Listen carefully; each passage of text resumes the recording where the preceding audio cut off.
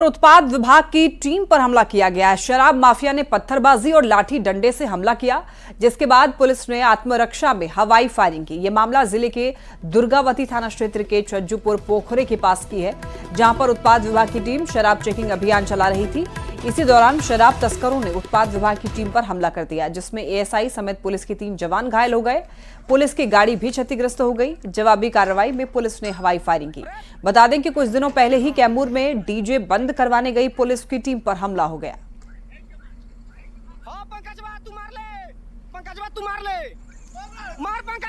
भाई मार ले, ढेला बंद कर, अरे ढेला बंद कर, यार बताएगा तुम ना तू, अरे क्या हुआ बताएगा तुम, अरे सब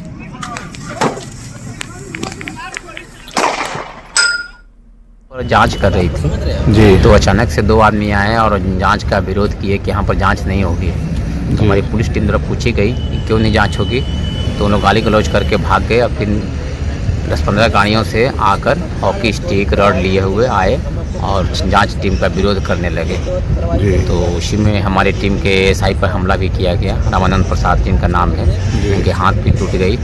उसी क्रम में उनके द्वारा भी आत्मरक्षा फायरिंग की गई।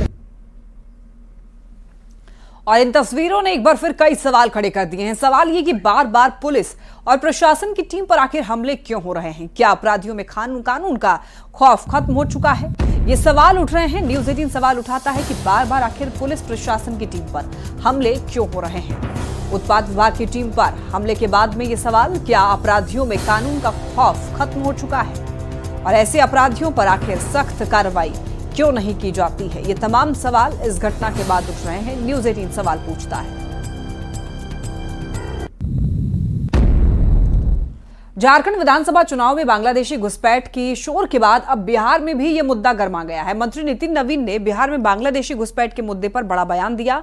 बताते चले आपको, उन्होंने कहा है कि बिहार में सरकार घुसपैठियों की जांच कराने जा रही है और घुसपैठियों की पहचान कर उन्हें बिहार से बाहर किया जाएगा। उन्होंने कहा है कि बिहार के संसाधनों पर बिहार की जनता का अधिकार है, न कि घुसपैठियों का। नितिन नवीन ने घुसपैठ के बहाने हिंदू मुस्लिम करने के विपक्ष के आरोपों पर भी पलटवार किया है। तो घुसपैठियों की जांच होगी, मंत्री नितिन नवीन ने इस बारे में जानकारी दी। बिहार में बांग्लादेशी घुसपैठियों की जांच होगी और सरकार इसकी तैयारी शुरू कर दी है। नितिन जी, बांग्लादेशी घुसपैठियों की जांच की जरूरत क्यों है? देखिए, जो भी ऐसे लोग हैं जहाँ पर भी, और अगर बिहार के डेमोग्राफी को कहीं बिगड़ने तो उस पर निश्चित रूप से काम होना चाहिए। इससे बिहार के लोगों के भविष्य के और बिहार के लोगों का जो उनके यहाँ के राजस्व का जो उनका अधिकार है, जो राज्य के संसाधनों पे उनका अधिकार है, वो हम किसी और से क्यों शेयर करेंगे? नागरिकता दिलवाने में लोग रुचि रख रहे हैं। कई लोग जो हैं उनको आधार कार्ड बनवा दिया, राशन कार्ड बनवा दिया, बिजली बिल मुहैया करा रहे हैं, आवास मुहैया करा रहे हैं। क्या लगता है ऐसे लोगों को सबक लेनी चाहिए जिस तरह से बांग्लादेश में हो रहा है उस घटना से? देखिए, इन चीज़ों पर निश्चित रूप से सरकार तत्पर होकर कार्रवाई कर रही है। जो भी उस तरीके से, गलत तरीके से अगर कुछ हुए हैं तो निश्चित रूप से उस पर चिन्हित करना चाहिए, उस पर निर्णय करना चाहिए। विपक्ष तो कह रहा है कि ये सिर्फ हिंदू मुस्लिम करके आप लोग अपनी राजनीति कर रहे हैं।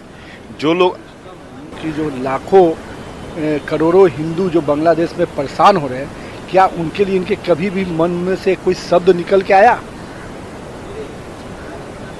लेकिन जो बिहार में रह रहे हैं उनको तो कोई दिक्कत नहीं है, चाहे वो हिंदू हो मुस्लिम हो। जांच कर क्या कार्रवाई होगी ऐसे घुसपैठियों के? निश्चित, जो भी ऐसे हैं, देखिए, वो जो बिहार के संसाधनों पे बिहार के लोगों का हक होगा, भारत के संसाधनों पे भारत के लोगों का हक होगा। इसको कोई और लोग ले तो निश्चित रूप से इस पर कार्रवाई होगी। जो भी लोग गलत तरीके से बिहार में एंट्री किए, भारत में एंट्री किए हैं, उनको चिन्हित करके उनके खिलाफ कड़ी कार्रवाई जो है वो बिहार सरकार और भारत सरकार करेगी। अमित कुमार, न्यूज़ 18 पटना। बिहार में बांग्लादेशी घुसपैठियों की पहचान के लिए जांच कराने की बात पर सियासत शुरू हो गई है। विपक्ष के नेताओं ने एक सुर में सत्ताधारी दलों से सवाल किया है कि 2 दशक से सरकार में ये हैं, फिर घुसपैठी अगर बिहार में आ गए हैं तो जिम्मेदारी किसकी है और जांच कराने से इन्हें आखिर कौन रोक रहा है? जबकि सत्ताधारी दल के इसे आंतरिक सुरक्षा का मामला बताकर जांच जरूरी बताने में लगे हुए हैं। आप उठाए थे, प्रधानमंत्री से लेकर गृह मंत्री सब लोग उठाए थे, जदयू के लोगों ने उठाया था झारखंड में। क्या हुआ?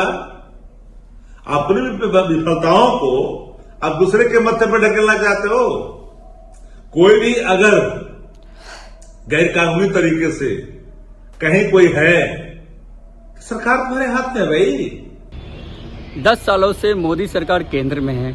लगभग 2 दशक से बिहार में एनडीए की सरकार है, जिसमें नितिन नवीन जी कई बार मंत्री पद ले चुके हैं। अगर बांग्लादेश की घुसपैठियां अगर बिहार में बढ़ी है तो इसकी जिम्मेवारी किसकी है भाई? किसकी जिम्मेवारी है? क्या विपक्ष की जिम्मेवारी है? जब लोग हल्ला करने लगे, जब ये बातें तूल पकड़ने लगी, तो वो जग रहे हैं कि इस पे जांच करेंगे। अरे तो भाई बोल बचन क्यों? जांच कीजिए ना। किसने रोका आपको जांच करने से? बिहार के लोकप्रिय मुख्यमंत्री आदरणीय नीतीश कुमार जी बिहार में जाति सर्वे करवाया और सर्वे कराकर लोगों की गणना हो गई, उसके रिपोर्ट भी पब्लिश कर दिया गया। तो उसके बाद भी अगर किन्हीं को लग रहा है कि बिहार में कोई दूसरे देश के लोग प्रवेश किए तो राष्ट्रीय सुरक्षा का विषय है, ये तो भारत सरकार को देखना चाहिए, ये तो राष्ट्रीय सुरक्षा का विषय है। बांग्लादेश में हिंदुओं पर हो रहे अत्याचार पर बीपी आपको बताते चले कि बीएसपी सुप्रीमो मायावती के एक बयान को लेकर बिहार में भी सियासत गर्म है। विपक्ष के नेता जहां पर केंद्र सरकार के रवैये पर सवाल उठा रहे हैं, तो सत्ताधारी दलों के नेता ये दावा कर रहे हैं हर संभव कूटनीतिक कदम उठाए जा रहे हैं। सरकार नरेंद्र मोदी की है, बीजेपी की है। ये लोग कथित तौर पर अपने आप को हिंदूवादी भी कहते हैं। ये लोग क्यों नहीं बांग्लादेश के हिंदुओं के पक्ष में जाते हैं? क्यों नहीं वहाँ कुछ करते हैं? नहीं ताकत है तो कम से कम बांग्लादेश दूतावास को घेर ले मोदी जी जाके। तो मोदी जी से सवाल करने के बजाय हर किसी इशू पे ये इंटरनेशनल डिप्लोमेसी का मामला है और बांग्लादेश की माइनॉरिटीज़ के साथ जो कुछ हो रहा है गलत हो रहा है। हम लोग उसकी घोर निंदा करते हैं। माइनॉरिटीज़ की एक साइकी है और हर गवर्नमेंट को, जो भी गवर्नमेंट है बांग्लादेश में, इंटरिम गवर्नमेंट हो, उसको उसी हिसाब से हैंडल करना चाहिए। जहाँ तक इसकी बात है, देश की बात है, देश में पॉलिटिकल पार्टियों को आज़ादी होती है कि अपने इश्यूज उठाएं और इंटरनेशनल इश्यूज पे गवर्नमेंट के साथ रहे। हिंदुओं पे जो अत्याचार हो रहा है, बहन मायावती जी ने ठीक ही कहा है कि वहाँ दलित हैं, वहाँ सभी वैसे ज़्यादा दलित ही भाई हिंदू हैं वहाँ, और कांग्रेस इस पे चुप्पी साधे हुई है। कांग्रेस को तो बताना चाहिए कि जो हमारे हिंदू हैं और बांग्लादेश के हिंदुओं पे जो अत्याचार हो रहा है उसमें क्या करना चाहिए। लेकिन इस चुप्पी से स्पष्ट होता है कि कांग्रेस सिर्फ संभल की राजनीति करती है, फिर सिर्फ वोट की राजनीति करती है। उससे राजनीति से मतलब है, इस देश के हिंदुओं से कोई मतलब नहीं है। ये तो स्पष्ट है। इधर हाल के दिनों में इस पर जिस तरह से राजनीति की जा रही है और जिस तरह से इस मामले को दूसरी दिशा में भटकाने का प्रयास किया जा रहा है, ये कहीं से उचित नहीं है। देखिए, ये कोई पार्टी का मामला नहीं है, ये देश के स्तर से वक्तव्य देने का मामला है। पटना से बड़ी खबर, तेजस्वी यादव का बड़ा बयान। पटना में लाठी चार्ज को लेकर के उन्होंने बयान दिया है, भड़काने के आरोपों पर जवाब दिया है। कहा कि यह सरकारी लाठी डंडे की है, छात्रों के भविष्य से खिलवाड़ हो रहा है, हम जनता की आवाज उठा रहे हैं। तेजस्वी यादव का ये बड़ा बयान पटना में अभ्यर्थियों पर हुए लाठीचार्ज को लेकर उन्होंने कहा है कि यह सरकारी लाठी डंडे की है, छात्रों के भविष्य से खिलवाड़ किया जा रहा है और हम जनता की आवाज उठा रहे हैं। लाठी चली है, ये लाठी डंडे वाली सरकारी है, अफसरशाही पूरे चरम पर है। मुख्यमंत्री जो है होश में नहीं है कि बिहार में क्या हो रहा है। बिहार इनसे चल नहीं पा रहा है और लगातार जो है छात्र के भविष्य के साथ जो खिलवाड़ हो रही है। हम आज भी कहते हैं माननीय मुख्यमंत्री जी, स्पष्ट कीजिए, जो नौजवान जो परेशान है सर्वर डाउन होने के कारण, लाखों अभ्यर्थियों ने जो फॉर्म नहीं भरा है, सर्वर डाउन होने की वजह से 2-3 दिन सर्वर डाउन रहा, तो दोषी छात्र छात्राएं नहीं है। आपको उनको मौका देना चाहिए, उनको मौका मिले और सर्वर 1-2 दिन के लिए जो है खोला जाए, ताकि वो लाखों के तादाद के अभ्यर्थी जो है कह रहे हैं कि आप उकसाने का काम कर रहे हैं, आप डालने का काम आप कर रहे हैं। हम जनता की आवाज उठा रहे हैं, नौजवानों की आवाज उठा रहे हैं। अगर हम नहीं उठाएंगे तो ये लोग उठाएंगे क्या? ये लोग क्यों नहीं जाके जस्टिफाई किए? 10 दिन से ये चल रहा है। किशनगंज से आरजेडी विधायक सऊद आलम के बिगड़े बोल सामने आए हैं। उन्होंने एक महिला अधिकारी को लेकर के विवादित बयान दिया है। सऊद आलम ने कहा है कि महिला अधिकारी कभी दुपट्टा नहीं रखती, लेकिन उस दिन शायद वो दुपट्टा ओढ़ ली होंगी। ये पूरा मामला अवैध खनन से जुड़ा हुआ है। दिगल बैंक के तुलसिया पंचायत के मुखिया मोहम्मद जैद पर अवैध खनन मामले में केस दर्ज किया गया था और गाड़ी भी जब्त की गई थी, जिसे छुड़ाने के लिए महिला अंचलाधिकारी के साथ में अभद्र व्यवहार और भाषा का इस्तेमाल किया गया था। मुखिया मोहम्मद जैद पर अंचलाधिकारी का दुपट्टा भी खींचने का आरोप लगा है। पकड़ी थी तो प्रयास के लिए गए कि चले बालू उठा लिया, थोड़ा वो कर लिया, तो आप इसको छोड़ दीजिए। ये लोग इसी प्रयास के लिए गए थे। अब उसके इसमें एक्शन में आकर के उन्होंने गलत कदम उठाए। दुपट्टा खींचने वाला आरोप थोड़ा सा बरात पड़ा लग रहा है। में लिया जाएगा, उस पर भी कोई ना कोई कार्रवाई होगी। सर, दुपट्टा खींचने वाला आरोप थोड़ा बरात पड़ा लग रहा है। देखिए, पहली बात तो ये कि वो मैडम दुपट्टा ओढ़ती नहीं है और उस दिन पता नहीं कैसे जानबूझकर दुपट्टा लेकर के आई या क्या। किशनगंज के आरजेडी विधायक सऊद आलम के विवादित बयान पर बीजेपी जिला अध्यक्ष ने हमला बोला है। बीजेपी जिला अध्यक्ष ने इसे आरजेडी की मानसिकता वाला बयान बताया। उन्होंने कहा है कि ये इस्लामिक एजेंडों को स्थापित करने वाला बयान है। तो विवादित बयान पर इधर आपको बताते चलें कि बीजेपी का ये कहना है, बीजेपी जिला अध्यक्ष ने इसे आरजेडी की मानसिकता वाला बयान बताया है। उन्होंने कहा है कि ये इस्लामिक एजेंडों को स्थापित करने वाला बयान है।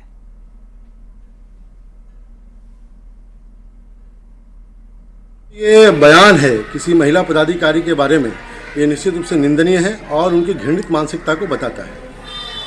आप किसी पदाधिकारी के आचरण और उनके पहनावा को लेकर आप कोई टिप्पणी नहीं कर सकते हैं। आप माननीय विधायक हैं और इस तरह की जो मानसिकता है वो निश्चित रूप से दूसरे धर्म के पदाधिकारियों के बारे में उनकी गलत सोच और अपने इस्लामिक एजेंडे को स्थापित करने का ये विचार है।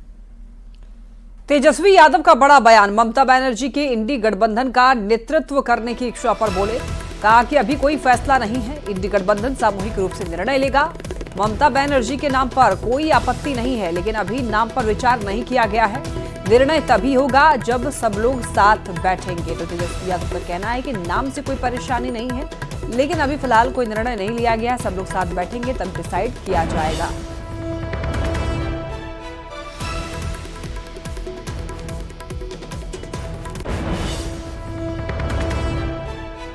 मिलजुल के फैसला लेना है और जो सबकी राय बनेगी उसमें हम लोगों को किसी के नाम पे कोई अभी विचार नहीं किया है, लेकिन जब ये निर्णय होगा सब लोग बैठेंगे तभी हो सकता है।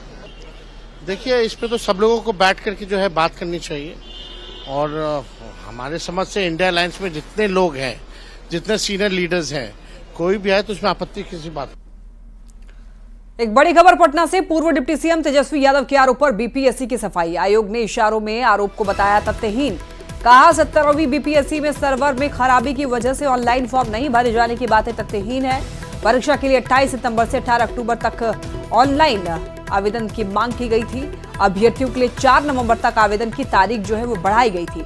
उस अवधि में कुल 4,80,000 आवेदन प्राप्त हुए थे, जिसमें से करीब 1.30 लाख से अधिक आवेदन जो है अंतिम 4 दिनों में मिले थे, जिसमें ये साफ स्पष्ट है कि सर्वर में खामी से जुड़ी हुई शिकायत आधारहीन है। ज्यादा जानकारी के लिए संवाददाता रजनीश हमारे साथ जुड़ रहे हैं। रजनीश, देखिए, एक तरफ बीपीएससी अभ्यर्थी जो हैं, कई लोगों का कहना है कि सर्वर डाउन होने की वजह से कुछ लोग फॉर्म नहीं भर पाए थे, लेकिन चूंकि बीपीएससी एग्जाम के फॉर्म के लिए कुछ दिन और एक्सटेंड किया गया था, इसे 4 तारीख तक रखा गया था, तो इसे तथ्यहीन बताया जा रहा है। पूरी जानकारी दीजिए। देखिए लक्ष्मी, नॉर्मलाइजेशन के साथ साथ बीपीएससी की सर्वर में जो खामी की बात कही गई थी, खराबी की बात कही गई थी और सीएम नीतीश कुमार को पूर्व डिप्टी सीएम तेजस्वी यादव ने पत्र लिखा था, जिसके बाद जो अभ्यर्थी है उन्होंने भी शिकायत की थी। लेकिन पूरे मामले पर एक के बाद एक बीपीएससी जो है सफाई दे रहा है और अभी फिर से एक पत्र जारी किया गया बीपीएससी की तरफ से, जिसमें साफ कहा गया है कि 17वीं बीपीएससी पीटी में सर्वर में खराबी की वजह से ऑनलाइन फॉर्म नहीं भरे जाने की बातें पूरी तरह से तथ्यहीन है, क्योंकि 28 सितंबर से 18 अक्टूबर तक जो ऑनलाइन आवेदन की मांग की गई थी, यानी उसमें कुल मिलाकर ये कहें कि अभ्यर्थियों के हित में ये फैसला भी लिया गया था कि 4 नवंबर तक ऑनलाइन आवेदन की तिथि विस्तारित होगी और वो विस्तारित हुई थी। इस अवधि में 4,80,000 आवेदन प्राप्त हुए थे, जिसमें करीब 1.30 यानी 1,30,000 जो आवेदन है वो अंतिम 4 दिनों में प्राप्त हुए थे। ऐसे में सर्वर में खराबी की बातें कहना पूरी तरह से निराधार है और तथ्यहीन है। कुल मिलाकर बीपीएससी में आज बैठक हुई है और चेयरमैन के साथ साथ तमाम अधिकारियों ने बैठक की है, जिसके बाद ये नोटिस जारी किया गया है और बिहार सरकार की तरफ से ये जवाब कहा जाए, क्योंकि अभ्यर्थी भी लगातार आरोप लगा रहे हैं 70 से 80 हजार जो अभ्यर्थी हैं फॉर्म में भरने में जो है चूक गए सर्वर में खराबी की वजह से। लेकिन जिस प्रकार से बीपीएससी ने कहा है कि इस प्रकार की कोई बातें नहीं है, जो नंबर ऑफ स्टूडेंट्स हैं जो फॉर्म भरे हैं उनकी संख्या 4,80,000 है, जो कम नहीं है, और अंतिम समय में 4 लाख के अलावा तो 1.30 है, 1,30,000 ये आवेदन किए हैं। कहीं ना कहीं ये पूरी तरह से निराधार बातें हैं और इस पर जो है अब बीपीएससी ने खंडन कर दिया है। अब देखना यह है कि अब तेजस्वी यादव हूं या बाकी जो अभ्यर्थी हैं जो फॉर्म नहीं भर सके हैं या छात्र नेता हैं वो अब क्या रिएक्शन देते हैं। जी लक्ष्मी। बिल्कुल रजनीश, लेकिन देखिए बीपीएससी की तरफ से सफाई दी गई है और क्या ऐसा नहीं लगता कि बीपीएससी भी बड़ी सहूलियत के तौर पर सफाई दे रही है? जब नोटिस जारी किया जा रहा है बीपीएससी की तरफ से तो क्यों नहीं वो जहां पर पेच फंस रहा है उसको लेकर जवाब दिया जा रहा है? दरअसल मेन जो पेच फंस रहा है वो मल्टीपल सेट क्वेश्चन को लेकर है कि क्या इसमें जो है क्वेश्चंस अलग होंगे सारे सेट में या फिर सेम रहेगा? देखिए बीपीएससी का साफ कहना है कि नॉर्मलाइजेशन प्रक्रिया से इस बार अभ्यर्थियों को नहीं गुजरना होगा और बीपीएससी नॉर्मलाइजेशन लागू नहीं कर रहा। विज्ञापन में पूरी तरह से क्लियर है कि मल्टीपल सेट जो है उसका उपयोग बीपीएससी कर सकता है, यानी अगर 4 से 5 सेट भी तैयार होता है तो एक सेट का ही उपयोग होगा। लेकिन ये अंतिम समय में बीपीएससी को फैसला लेने का अधिकार है जो विज्ञापन में है, लेकिन अभ्यर्थी कह रहे हैं कि मल्टीपल सेट नहीं चाहिए, नॉर्मलाइजेशन नहीं चाहिए। तो कुल मिलाकर सर्वर में खराबी हो, नॉर्मलाइजेशन का मुद्दा हो, इसको लेकर बीपीएससी ने एक के बाद एक तीसरा नोटिस ये जारी किया है और अब सफाई देते हुए कहा है कि पूरी तरह से बातें तथ्यहीन है। लक्ष्मी। ठीक है रजनीश, नजर बनाए रखिएगा। बहुत धन्यवाद आपका इन तमाम जानकारियों के लिए। बीपीएससी अध्यक्ष और अभ्यर्थियों के बीच में 2 घंटे के बाद बातचीत खत्म हो गई। छात्रों और चेयरमैन के बीच में कई मुद्दों पर बातचीत हुई। बता दें आपको, बातचीत खत्म करने के बाद में जब अभ्यर्थी बाहर निकले तो उन्होंने मीडिया से बातचीत करते हुए यह बताया कि हमने 2 मांगे अध्यक्ष के सामने रखी। पहली ये कि जो लोग फॉर्म नहीं भर सके थे उन्हें फॉर्म भरने का मौका दिया जाए, और दूसरा ये कि कई लोग घायल हैं, वो परीक्षा नहीं दे सकते, तो ऐसे में उनके बारे में बिहार लोक सेवा आयोग सोचे। अभ्यर्थियों ने साथ ही ये भी कहा है कि मामले पर आयोग कुछ साफ नहीं बोल रहा है।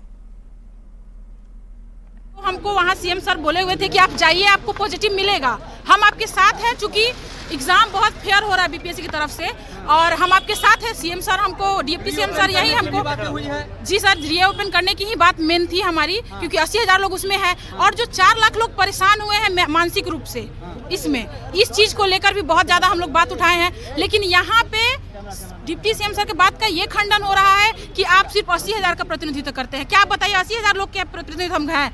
हम 4 लाख लोग और जो मानसिक रूप से परेशान हुए हैं। आयोग को हम लोगों ने अवगत कराया जितनी भी बातें थी स्टूडेंट्स की प्रॉब्लम से, जैसे कि रेलवे का एग्ज़ाम है, सीटेट का एग्ज़ाम है, कुछ बच्चे चोटिल है जो एग्ज़ाम में हो सकता है 13 तारीख को ना पहुंच पाए। उसके साथ साथ जो OTR का प्रॉब्लम था, सर्वर प्रॉब्लम था, जिन बच्चों का OTR हुआ है लेकिन फॉर्म पूरी तरीके से फिल नहीं हुआ है, उनका हम लोग सबूत लेके भी गए थे और सबूत के साथ हमने बात की है। सारी बातों को सुनने के बाद उनका कहना है कि विचार करेंगे, तो अब विचार करेंगे तो हम लोग भी अब वेट करेंगे उनका। महाराष्ट्र के प्रोजेक्ट गुजरात भेजे जाने के विपक्ष के झूठे दावे पर महाराष्ट्र के सीएम फडणवीस ने करारा जवाब दिया है। CNBC TV 18 India business leader awards कार्यक्रम में न्यूज 18 नेटवर्क के editor in chief Rahul Joshi से खास बातचीत में उन्होंने कहा है कि महाराष्ट्र का बिजनेस गुजरात कभी गया ही नहीं। क्या ऑपोजिशन को ये बोला जा सकता है कि अब बिजनेस महाराष्ट्र से गुजरात नहीं जाएगा? गुजरात कभी गया ही नहीं। देखिए, मैं आपको एक बात कहता हूं कि देश का हर राज्य अपने अपने तरीके से परफॉर्म करता है और मैं केवल, चूंकि मैंने FDI से बात शुरू की थी, so I would like to tell you कि फ्रॉम 15 to 19 जब मैं चीफ मिनिस्टर था जी, तो महाराष्ट्र FDI में नंबर 1 था।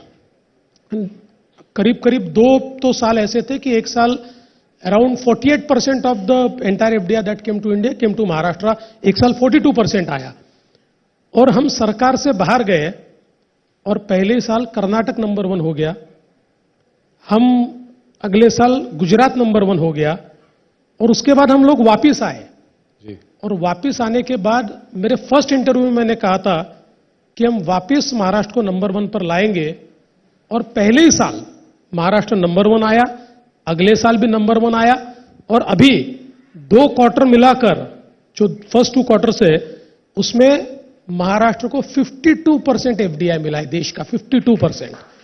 इसलिए मैं ये मानता ही नहीं हूं कि महाराष्ट्र से कुछ गुजरात जाता है। गुजरात की अपनी एक स्ट्रेंथ है जी, कर्नाटक की अपनी एक स्ट्रेंथ है, तमिलनाडु की अपनी एक स्ट्रेंथ है, दिल्ली की अपनी अपनी अपनी स्ट्रेंथ के हिसाब से वो काम करते हैं। लेकिन महाराष्ट्र महाराष्ट्र है और मुंबई केवल महाराष्ट्र के पास है।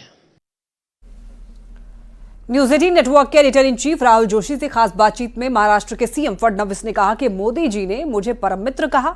उन्होंने कहा, आपने बहुत अच्छा किया, आप लोगों को बधाई और विजय का आनंद बहुत बढ़ा। मोदी जी ने परम मित्र कहा आपको, तो जब ये जीत इतनी बड़ी जीत हुई तो सबसे पहले उन्होंने आपसे क्या कहा? नहीं, उन्होंने जब मेरी उनसे फोन पर बात हुई तो उन्होंने कहा आप लोगों ने बहुत अच्छा किया है, आप लोगों को बहुत बधाई, ये उनका पहला वाक्य था। और मुझे लगता है कि उससे निश्चित रूप से जो हमारे विजय का आनंद था वो बहुत बढ़ा। और इसी के साथ इस बुलेटिन में इतना ही। तमाम खबरों के लिए आप देखते रहिए न्यूज 18।